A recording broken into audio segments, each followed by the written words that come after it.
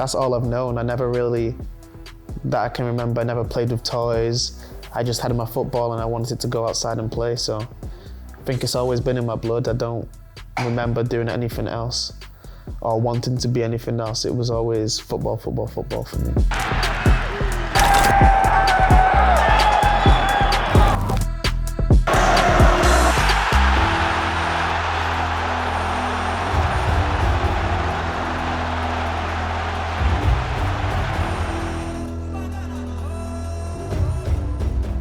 Angel, how are you today? I'm very good, relaxed, chilling after training, so I'm good. I think my assessment of the first part of the season, I think it was a good first part of the season.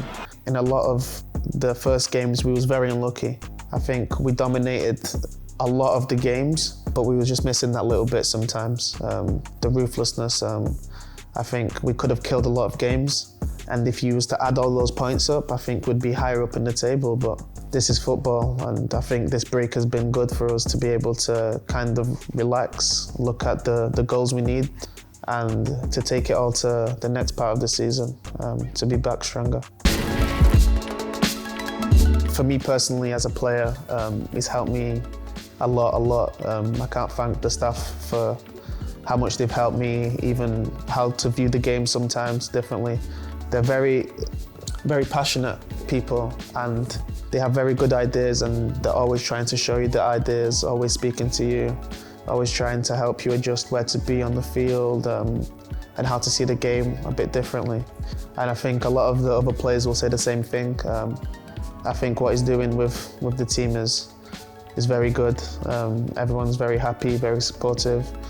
The style of play suits a lot of the players, and I think as a player, it's important to get these messages from the coaches and staff. You start football really young.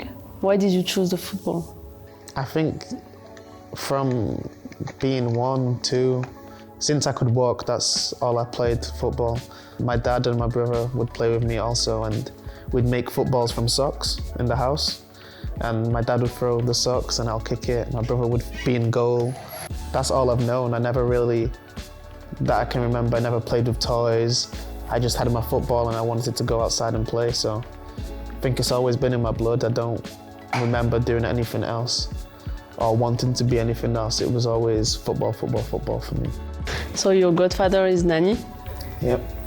He's not just any player, he's a legend. I was younger in England. My team was Manchester United, and he obviously played there.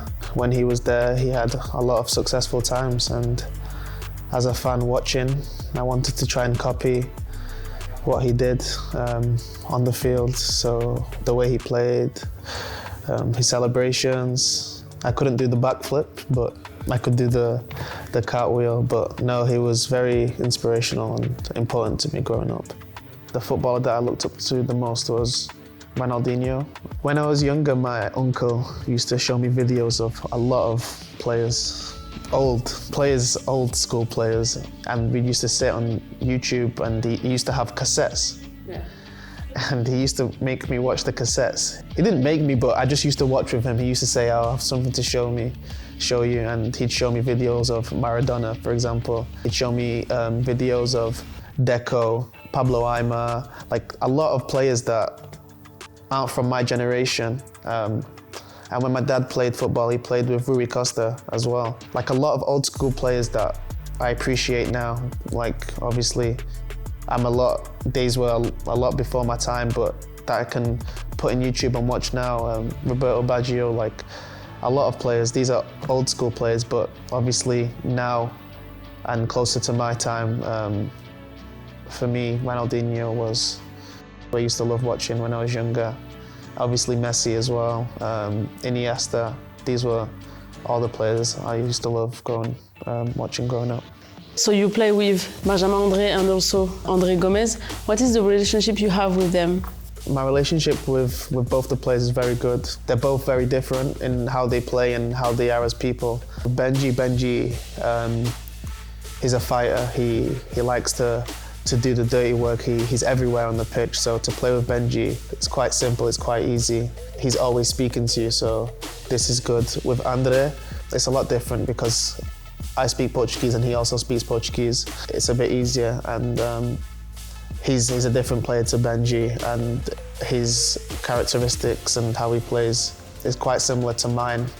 It's very different, but we have a very good chemistry on the pitch, so it's good. I think when I first came, naturally, I spoke more to the English players, Tim, Jonah, and I already knew Tim before, so our relationship has always been strong and good. And obviously with the Portuguese players, Tiago, Jose, Leo, naturally I'll speak to them, but in the beginning it was difficult to pick up the French because it just sounded very fast to me and it was difficult. I just hear words, but now it's getting a bit more easier. I'm doing a lot more lessons and I'm trying to stay consistent with speaking to people. But yeah, like I said, in a month or two, I'll try and do the interview in French.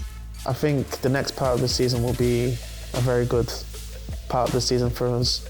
As a collective, I think it's to finish as high as possible in the table. I think that's what we all want, to climb, keep climbing in the table and to be in the top spots. I think as well as a team collective, that's an individual one for me as well. I want to make sure I can help the team reach the targets as well. There's a lot of ups and downs, of course, in football, but I think that we are very confident and positive going into the following part of the season, and I think the fans can and will be proud of us once we end the season and we've got to our objective. So I think it will be very positive. Could you tell us some words in French for the supporters? Oui, je suis très content d'être ici avec le groupe, avec l'équipe. Merci tout le supporter pour le soutien et allez le LOSC. Was good? Yes.